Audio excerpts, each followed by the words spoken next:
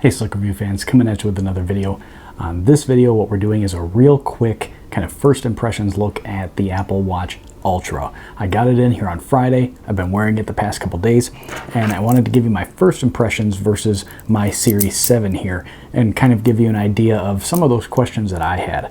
How does it feel on the wrist? What are the size comparisons between this one and kind of one of the normal watches? And again, just kind of my first thoughts. So this is not an in-depth review. I don't have enough time with it yet, and I'm not going to go into the specs and all that. You guys have heard all of that probably by this point. So this is just the first impressions of the watch from someone who paid their own money for it, who doesn't have to stay in Apple's good graces to keep getting invited back to first looks and stuff like that. Just a normal, everyday person. What do I think of the watch? So first thing, the unboxing experience. What's cool is that the artwork inside corresponds to whichever band you pick. So I picked the ocean one. I'm not a scuba diver, but like when I'm on cruises and like on vacation, like in the Caribbean or something like that, I tend to do kind of the touristy dives because I'm not certified yet. So if I'm gonna pick a band, that's the one that I picked. I do plan on doing a couple dives in December here, and I am gonna take the watch to test out the diving function. So I can't do that until then, but I do plan to do a video on how that goes when the time comes. So when looking at the bands, that's the one I picked. And that's the one I'm wearing here right now, and it is pretty comfortable. It does seem secure, and I'm sure they did test it with divers and everything. It definitely feels secure. It's just this rubber material. So this is probably the one I'll bring on the trip, and I'll use this one in the water. And like I said, it feels secure, pretty easy to put on. And I'm hoping that it keeps the thing on my wrist when we're in the water. So we'll see how that goes. Now, as far as testing the band compatibility, all the bands that I tried, I've got a whole stack of them from the watches that I've had in the past, and every single one worked fine.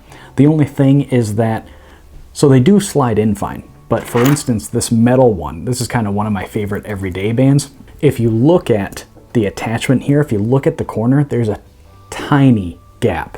And I don't think it affects anything. I don't think it matters. It's just that I think the attachment part here, Apple made it so that you could use your bands, but they're not perfect. They're like 95% of the way there. So just here at the corner, you can see a little bit of a gap, but you really have to look for it. And I don't think it bothers anything. So as far as compatibility with the bands, yes, you should be good to go there. Now, comparing the size of the watches, because that's one of the questions that I had, it's definitely a chunker, like you've heard probably on every video so far. It's, you know, if you have an Apple Watch, basically just add this lip that you can see at the top, just add that on top. So you can definitely notice it. As far as weight, though, I don't notice much of a difference. I've been wearing it, you know, the past couple days since I got it here on Friday, and I forgot about it. You know what I mean? Like, I didn't notice it on my wrist all day, every day.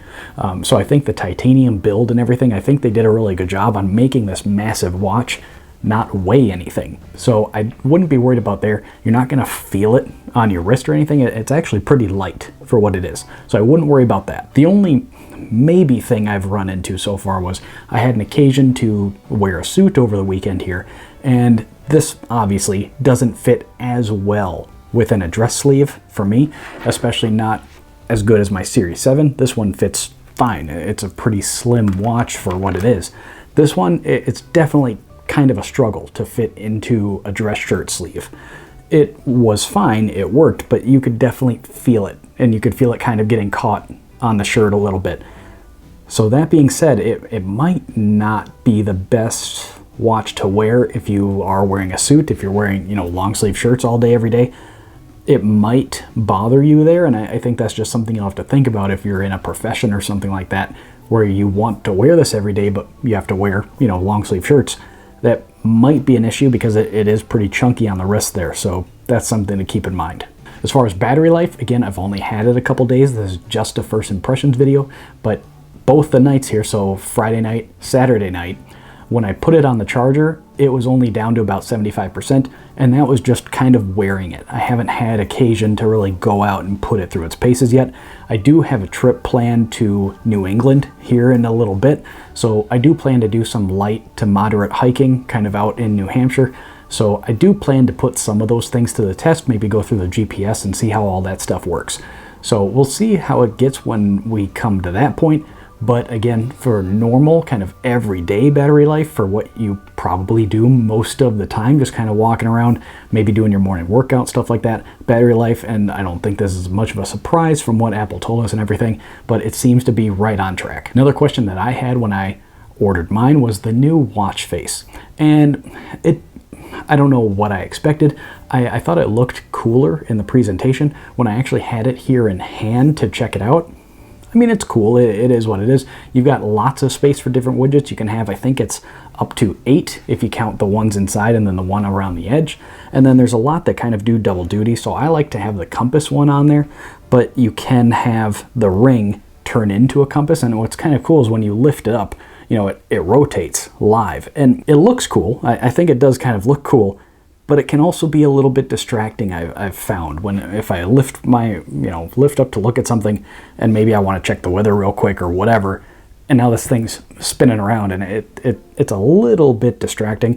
And I thought that might be my new everyday face just because it's cool. It's got a lot going on. I don't know. Again, this is only a first impressions video, so I'm gonna have to check that out a little bit more. I find that over the weekend here, since I've had it, I've gone back to my favorite one, which is like the world clock. That's the one that I've used most of the time because I like seeing all the different time zones. I've got friends all around the world, and sometimes I like to know, like, hey, can I text them? What time is it over there? So that's kind of been my favorite one to use. And I might use the Wayfinder one, you know, those occasions where I am just out hiking in the woods or something like that. Maybe that's the one to use then. So that might be a situational one for me. What I want to know from you all down in the comments while we go through the video here, let us know what you think of that watch face. Do you think that's a good one for every day, or is that going to be situational? Let us know down in the comments. As far as should you run out and order one, I don't know yet. This is a very niche product. I intend to use some of its more extreme capabilities every once in a while. Like I might use the dive function, you know, but I only go diving maybe once or twice a year. I'm not doing that stuff all the time, but I'm kind of a tech junkie. That's part of the reason why I started this channel, is I like checking out all this stuff and I like having, you know, kind of the best stuff. And when I looked at, you know, what can I sell my Series 7 for? Probably a few $100, you know, maybe $300-ish is what I might try to get for this. So that, you know, plus a couple $100, and I've got this. So that was kind of how I justified it. Was I usually, you know, sell whatever I had and then just upgrade to the newest. So that's kind of what I like to do. And, you know, the side button and stuff. Oh, that's one other thing I want to get in this video. The side button has been kind of hit and miss. I want to see where it goes. It is interesting, and that was one of the reasons I got it. I was like, oh, that's additional functionality, right? But what I've found is I keep hitting it on accident, especially if I'm changing bands. What I found is on my old one, and real quick, if you're wearing one of these, just see if you do this too. Take your watch off. This might be weird. Take it off right now, or go get a different watch band and switch it.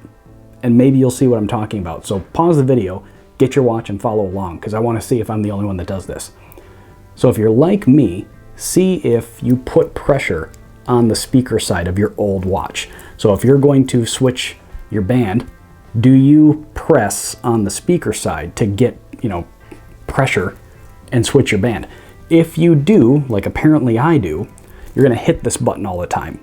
And whatever you tie it to, you're going to trigger that. So I had it tied to start a workout because I do a morning bike ride, and on my Series 7, I switched to the Nike face, and then I've got the hotkey right there for it, right? But here I could just do this. But what I found was I kept starting workouts because I inadvertently kept putting pressure on that side where I've developed kind of that muscle memory from this one. So something to think about if that's a habit that you have, and that's why hopefully you play along. And let me know that down in the comments. Did you play along, and what do you think? Because again, if you, for whatever reason, keep putting pressure on that side because there's never been a reason not to, you might find that you keep triggering that button if you get this watch. So something there, I'm just gonna have to break that habit and see how it goes. But that was something I kept running into. As far as using the crown, that's a tiny bit more difficult too, because if you think about the Series 7 and earlier, you could just use it however you want. There's nothing in the way.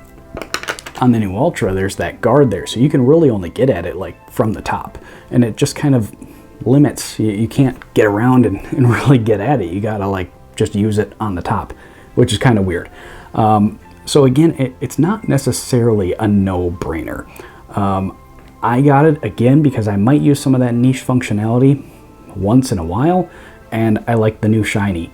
That's kind of how I am. But I don't think necessarily you need to run out and get it unless you can really think of a use case. Now that I've already got it, I'm probably just going to keep it. But yeah, I would think about it before you run out and order it.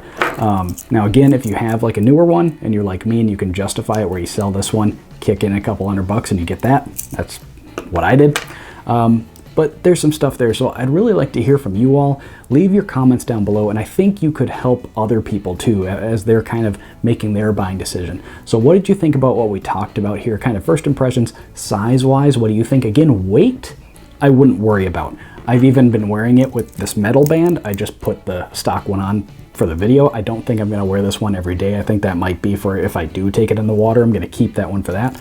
But like one of these metal bands is usually what I use.